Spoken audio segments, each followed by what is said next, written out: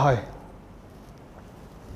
So, I am Faheem Abdullah too, and I'm here to tell you about Lost. I'm here to tell you about the state of Lost, how it is to be in this particular state. Lost, यानी खोना या खो जाना. So we've got a few songs in the state of lost. We've got a few songs in the state of being found, that is yours. So this state of being lost is actually this space where you are clueless. You are clueless about what's going on around you. And you realize that in order to be in the state of found, in order for me to be you, I need to go through the state of semicolon. So basically, from the first point of lost, it is a journey until I reach the point of semicolon, and then I become you. So, talking about this journey from the starting point of lost until the semicolon, there are a few songs which start from Sajde, and then we go into Ilham, and then there is Aag, and then there is Vavo. And all these four songs are in the very state of lost. So, talking about Sajde to begin with, Sajde is it's an internal fight about how there's a very fine line between Ishq Majazi and Ishq Hakiki. Ishq Hakiki meaning the love that you have for the divine, the love that you have for God, and Ishq Majazi meaning the love that you have for the worldly people. And the point where you forget this thin line between the two is the point where you mess up, is the point which makes you loathe yourself for the rest of your life, because it makes you regret it once you've done it. Because I believe that Ishq Hakiki should have its own place, Ishq Majazi should have its own place. I realize it now, pretty late. So, Sajda is all about the feeling of regret. It's all about the feeling of guilt. The song has been very personal to me, and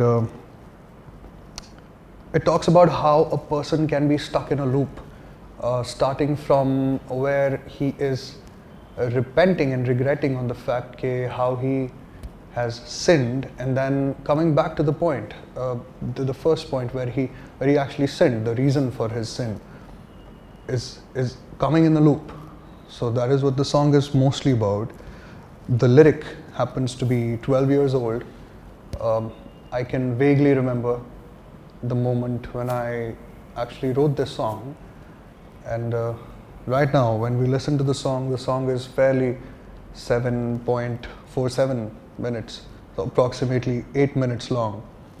And everybody asked me, why is this song so long? Why is this 8 minutes long? Because I think for me to tell you a story, I really need to take time. I cannot tell you a story of my life or of an event in my life in 2 minutes or less than that. I think you can take all the time you want with the story you want to tell, and that's what I've done with Sajde. Coming to the point when the composition and the lyrics were created, I remember we were still constructing our new house, and I used to go for checks every day. So, of course, the house was not furnished, and I used to spend some time there with my friend, and I used to love singing because the space was echoing. So I remember writing this very song there, and singing it there. So the composition and the lyrics for this one, they came very much hand in hand. They were very simultaneous. For me, it is an immersive piece of art, because when you listen to it, you're going to go into it and then come out only when the song is over. So it actually grows on you. It has grown on me. When I got to listen to the last draft of this particular song, I broke down because of a lot of reasons, a lot of things going on. I could not even tell the music producer, Ahmad, I was on a call with him. I couldn't even tell him that what my feedback was, what my input was, and I couldn't like collect myself. So that's basically what the song does to me. It's like a black hole which only sucks you in, which only takes you in and doesn't let you go. So talking about the music production part, when we come to that, music production is a very tricky job to do. We tried a lot of music producers for this particular song, but then this was destined to be made by Ahmad, and Aman Bhai is the master at his craft, and so he sent this one draft where we recorded the vocals for, and later the second draft was it, and that's how we were there. The recording process was very rigorous. The recording was the longest that I've ever done. I think it lasted for a whole day, and the craziest part about it was that it was a feeling that I felt around 12 or 13 years ago, and you have to revisit the whole emotion in order to sing this song. You have to live it all over again so that you can live this song and do justice with how you are delivering it. And then doing the same drill for the whole day. God knows how many takes. Not because it was sounding bad, but just wanted it to be right there, on spot, perfect. So visiting that feeling again, it was like a flood. But this is the process of it, This is how you are supposed to bring art of yourself out of your heart, even if it is somewhere deep down and you've buried it, but you still have to take it out. That was the process for Such Day, and the first song of Lost. So this guy actually sinned. When we talk about Such Day really sounds like an act of devotion, but then how the context of it can really change the meaning of it. So being so much in love is also problematic, because then you forget the line, like I said, between the love for the divine and the love for the humankind. When we move on from Sajde, we go towards Ilham. Now you must be wondering what Ilham is. Ilham is a word which means something sent by God, something which is divinely put. This actually means divine intervention. Sometimes you're sitting and an idea strikes you, and you really feel that it was God who sent you this idea. He just put this idea right there in your head, and you feel it. That is what Ilham means. Ilham, now that we have gotten into divinity, and I think divinity is all hope. Ilham did give a little bit of hope, a tiny hope, from the kind of a depression that Sajde is placed in. So you come into a tiny bit of this hope, which ilham brings about. And this happens to be a conversation between the feminine side of me and the masculine side of me. So what I believe is that an artist has both the sides intact, and the masculine side in a man is overpowering the feminine side in him, and the feminine side in a woman is overpowering the masculine side in her. But in an artist, when he's writing poetry, when he's painting, and all these art forms, I believe all the art forms present in the world are very feminine in nature. They're very feminine in nature. So when I'm writing, I think that side of me is very much out, because it's very kind, that side. That side is very intense. That side is very sensitive and deep. So all of these feelings, I associate these with the feminine side of a person. So this had to be a conversation between a guy and a girl. And what happens here is that we are submitting to one thought. So there's unity of thought in what both of them are talking about. Both of them are actually talking about the same thing. But then to a listener, it sounds like this person is talking to this person. The feminine is talking to the masculine, or the other way around. But they're both talking about the same thing. It is one guy who's talking about both the feelings. About ilham, I think this is the only one composition, and might be in my entire life, that comes out of the deepest crevices of my heart.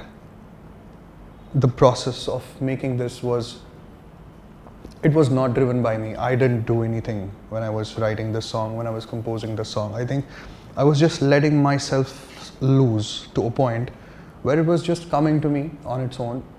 And that's how this song got composed, and it got written in chunks. A part of it was written in Kashmir, a part of it was written later in Delhi while the album was being made. It starts with a Kashmiri lyric, and then it goes into Urdu. The Kashmiri part of it says, Rozaib pyarwun jantich daripet, which means I will be waiting for you at the window of heaven.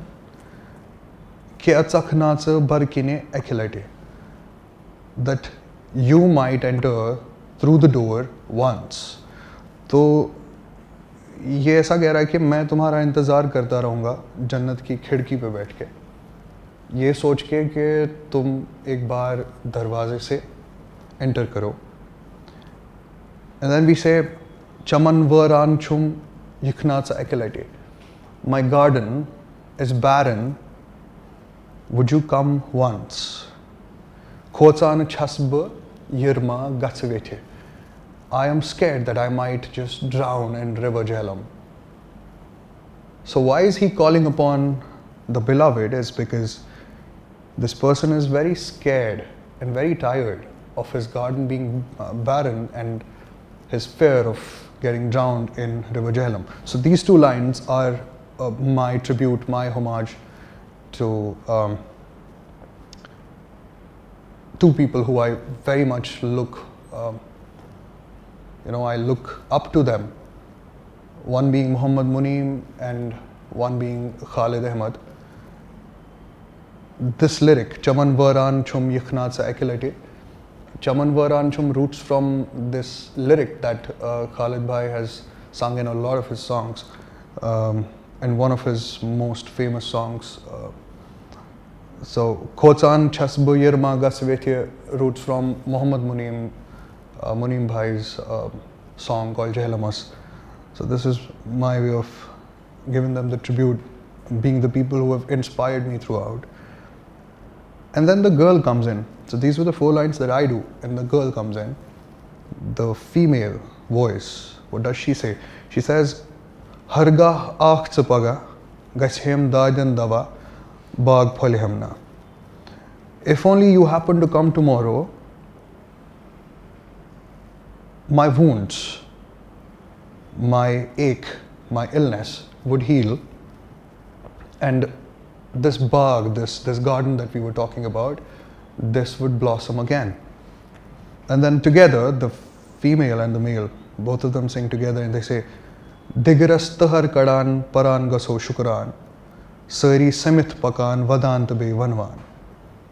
So around the time of late afternoon, when the Asr prayer is in place, around that time we'll come out of our homes and we will feed people with a feast called Tahari. And this is a particular feast which is served in Kashmir. If you have a good news, you have something auspicious happening at home, or if something bad has happened to you, just to take that evil away, you go out, you feed people on the road, people walking by, passers by. So that is the whole idea of it. We'll celebrate.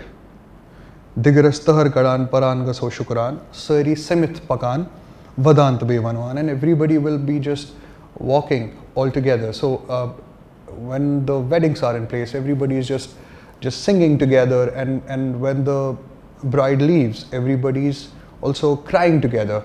So it is a unity of emotion that we have amongst ourselves. So this is what these two lines talk about. And then we transition into the Urdu part, and Urdu part is very accessible and very, very understandable to a lot of people. It says, Jab se mujhko tu hua ilham hai. So in the beginning I told you how ilham is divine intervention. Ilham is something which is dawned upon you. So he says, Jab se mujhko tu hua ilham hai. So this is a person. A person has been dawned upon this guy. Tab se ye dil mera tumhara gulam hai. And ever since this person or this thought has been dawned upon this person, he has become a gulam. He has become a servant or a slave of this thought. And then the lyric goes on and it ends at another Kashmiri line which says, it's in the outro saying, Eid ay ras ras Eid gah waswoi, Eid gah waswoi.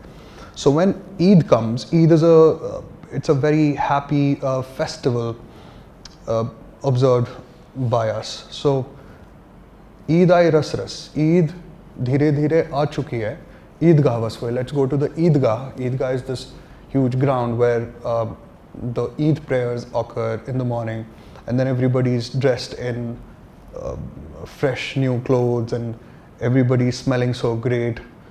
So it is a celebration for people, and this person is saying in a very mellow kind of way कि बहुत दिनों बाद, बहुत वक्त के बाद, बहुत इंतज़ार के बाद ईद आ चुकी है, तो चलो ईदगाह चलते हैं.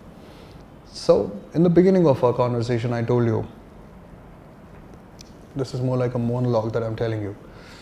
In the beginning I told you how lost is a journey from the starting point of it towards semicolon. So as I'm moving towards semicolon in my conversation, I really think that I'm somewhere moving towards hope, somewhere, but it's very minute. I can't really see it, but then I can feel it.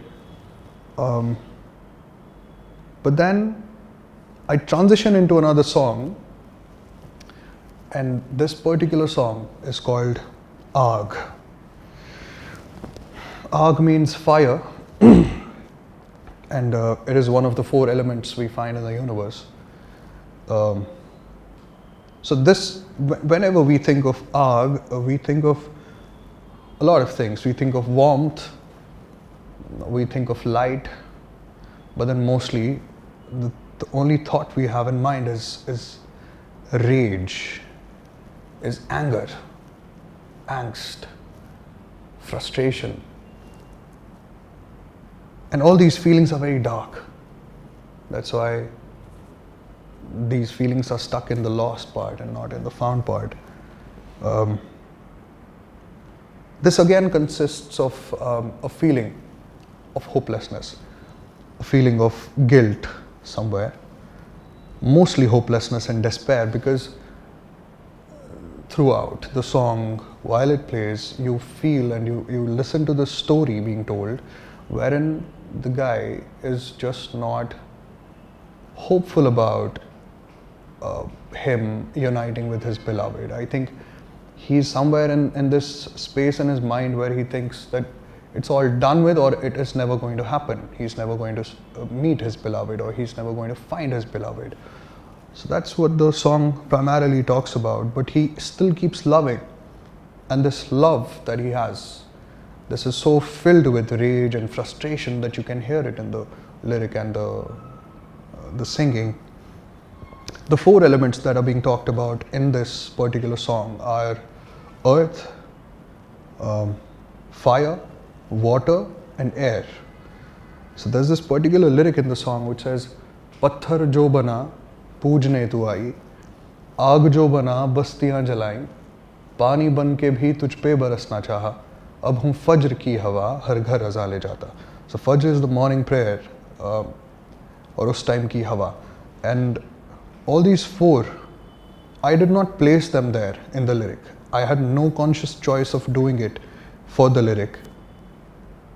It all fell into place while I was writing this song. I still remember I was sitting at my office desk and I was listening to this one song by Esther Stone. It's called Introspection. It's a guitar piece which goes on and on for like an hour or so. It inspired something in me, and I started writing right there and started composing this song right there. So that was the prompt that I had, the song called Introspection. And while writing all these four lines in the center which we have in the song, I don't know how these words came into place. Again, I felt like I was being made to do it. I was not writing the lyric. I was just an instrument used by him, I think, to actually say the story that had been in my heart.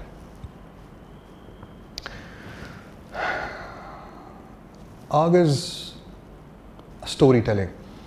From the first line to the last line, there's a story being told. I'll tell you what the visual is. But then before that, I also want to tell you that there is no consciously put chorus in the song. There is always a format of making a song. There's a verse, then there's a bridge, there's chorus. But for this song, I just did not think about it. I did not think that I had to make a song while I was doing it. I was just expressing myself, and I can express myself. I've realized this lately. I can express myself the way that I want, and nobody can really make rules for your expression. So that's what happened with Aag while I was writing it. It's a song like it is a limbo. Like you fall into it, and then you just keep falling into the deeper gorge. You just do not fall. You never hit the ground. You just keep falling. It's a free fall kind of a song. So when I think about Aag, what do I visualize? What do I think in my mind? I see an open landscape, probably Hundar Desert in Ladakh, Nubra, the coldest desert in, I think, in the whole subcontinent probably. So you're there, and there is a little hut, and it is lit inside. It's very cold, thandi hawaएं chal rahi hain, and this person, he's walking towards this hut so that he gets to meet his beloved. The beloved lives in the hut. So what happens when he reaches there? There's already a big fire burning outside. So when he reaches there, he knocks at the door. His hands are cold. So it says, आग को तेरी राख से बुझाया, आज भी मैं जिस्म और तू मेरा साया, सर्द हाथों से दर तेरा खटखटाया, शाम भी ढली बाहर तू ना आया. So this person never comes out. He's knocking at the door with his cold hands, but the person never comes out. He's hopeless at this point of time. And after waiting a lot, after throwing a stone at the window pane, at the glass, he peeps in, he sees there's nobody.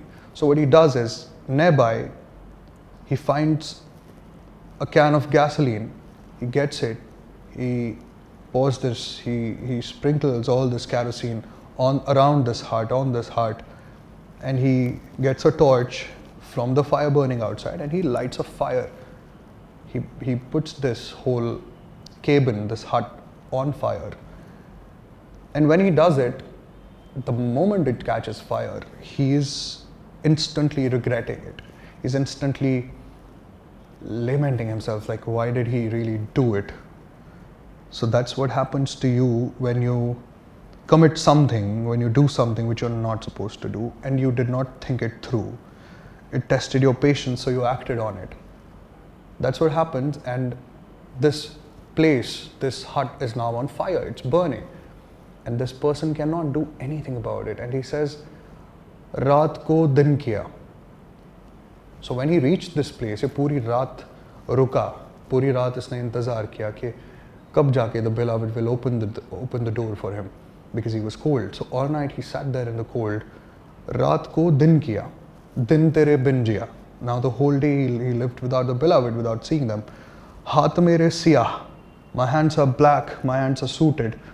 Why are the hands black and sooted? Because, when he lit this house, when he torched it, it took no time to burn it down to ashes. So he was trying to find the beloved in ashes. And while he was touching the ashes and looking through the ashes, his hands got sooted. His hands are black now. This happens to be a mark of him being a sinner. Haath mere siya, gunah maine kiya. So he committed a sin. And this is the realization part. He realizes that he has committed a gruesome crime. That's where the regret or the guilt roots in the song. I told you about the process of it. And I would really like to mention that how this particular song came into being from the writing and the composition part within 15 minutes of time. This particular song took 15 minutes to come into existence. And the feeling is, it feels like I have felt this feeling for 150 plus years. And then all of this, what you've felt for all these years of your life, it gets condensed. And then it comes out on a piece of paper within 15 minutes. Which just blows my mind. I still have not got an answer to how that happens. But it's a mental journey of this person. It is a very psychology-driven lyric. And after feeling all this agony, so much of agony in Aag, he started with Sajde, which was again a state of being a sinner. He goes into Ilham, where he's only wishing, there's a little hope. But then he's in this dark space again, the dark space called Aag. But towards the end of it, now that he has realized what happens when he's in this dark space, when he lets his emotions drive him, the emotion of feeling anger, feeling rage, and all of these negative emotions, he realizes that this feeling of agony has made him very tired. He feels very tired and sick. And he's very much like he's done with this feeling. This is the actual transition point which comes towards the end of Lost. It comes towards the end, now that he knows what happens to him when he lets these emotions drive him. So the only resort that his mind thinks is to go back to God. So now he goes back to God, and this probably might be the end of Lost, because God is he's the last resort. And this person in Lost knows that maybe after this he might transition. He might just transition into something which he has never thought of. So then Vaavo comes in. And when we listen to Vaavo, it comes like a breath of fresh air. We again step into devotion. we talk about Khuda, we talk about God, we talk about how he's very nostalgic about God, how he feels a connection with God. I remember going for morning jogs around the Dal Lake. So in the morning on the foreshore road, while I'm running, I can see Hazrat Bal, I can see Dargah Sharif right across the Dal Lake. This beautiful masjid. I can see it right across the Dal Lake, and what I can hear while I'm running are these durood o azkar, are these chants that people unanimously recite in the morning after prayers. It's called Dua-e-Subh, Subh ki dua. और ये आपके कान में गूंजता रहता है while you're running. It just uplifts you somehow. It makes you feel protected. It makes you feel that like you know you're in God's embrace. So this Dua-e-Subh, this reminds me of my late great grandfather. So my mom tells me that how he used to recite this while on the way back home after morning prayers. So this is my tribute to him. This is the memory that I have with him. I've never met him, but he was a kind man. So this memory tells me how I am supposed to go back to God, and I'm supposed to be kind. And now, when the song comes together, I think of just one person who is supposed to be there with me on the song, and it happens to be Yawar Abdal. Yawar Abdal being the only person who is so Sufi in his world. Like when he sings something to you, he's Sufi to the core. His voice is just as peaceful. You just need to sit and just listen to him. And right from the very beginning, I knew that on this song, if there was supposed to be a person with me in there, it was supposed to be him, and somebody I've looked up to, somebody who's done music for so long, and somebody who's inspired you to do it. Doing a song with a person like that is just a blessing in itself. And a song which happens to be the last piece of Lost, it is just as amazing. It cannot be better than this. So about the song begins with Urdu, where I come in, and then it goes into Kashmiri, where Yawar Bhai comes in. And so I'll tell you what it talks about actually. This is pretty interesting. He says, Vilgastwa wo kach dimai. ए हवा तुम जल्दी चले जाओ. I'll bribe you. मैं तुम्हें रिश्वत देना चाहता हूँ और तुम जल्दी से चले जाओ. The air, हवा, is personified here. ए नाम पत्सु हेथियमai. So what is the thing that I'll bribe you with? It is Pats and Zu. Pats means the belief, Iman, and Zu means life, Zindagi. And he says, Padan pyamai ladan hamai, Adan kare vadai wafa. मैं तुम्हारे पैरों पे गिर जाऊंगा, and I'll turn the sleeve of what you're wearing.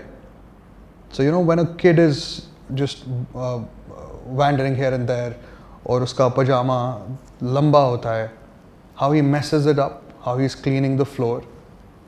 So what a mother does is a mother comes and she turns the sleeves a little bit so that he doesn't mess it up or he does not trip and fall. So that's what the person is saying to air personified. Padan pyamai ladan hamai. I'll come, मैं आपके पैरों पे गिर जाऊंगा और मैं आपके sleeves turn करूंगा. Adan चकर वादे वफा. Forever, I'll promise you of loyalty. So he's bribing the air, who he has personified, in order for the air to go and take this message to the beloved, to God. He says, Bedard gam chus gul mutui. जो गमे बेदर्द है मैं उससे गल चुका हूँ, मैं उससे ख़त्म हो चुका हूँ. आसैबत से कुन सुलमुती, अब मैं भागते हुए तुम्हारे पास आ चुका हूँ.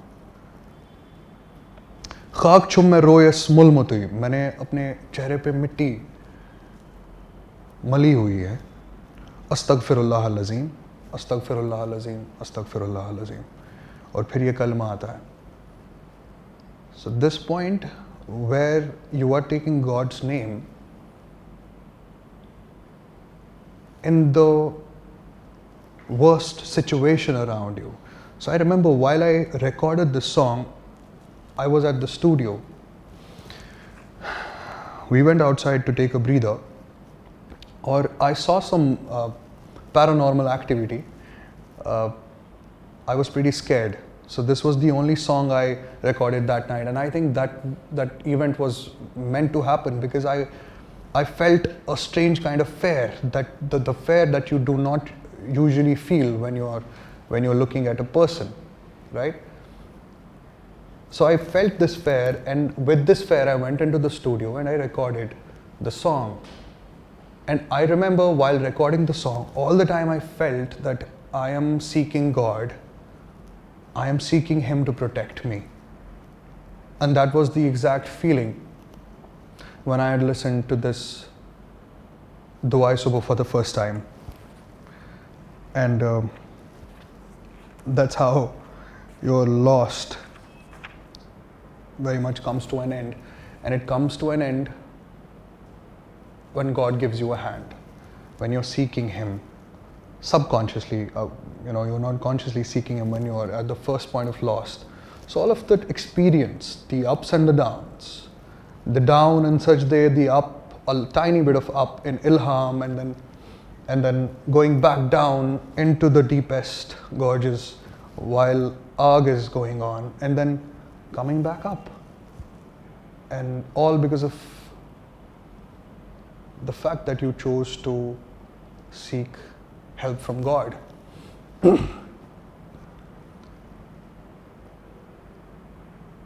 This state is lost.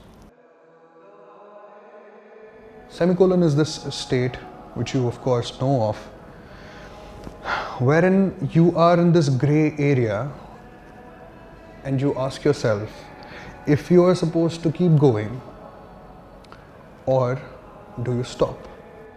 चला एक ऐसी नज़्म कहूँ जो लफ्ज़ कहूँ वो हो जाए. So when I read the first line, I was floored. I was thinking, who's this person who has been able to write such a beautiful thought in such a profound way?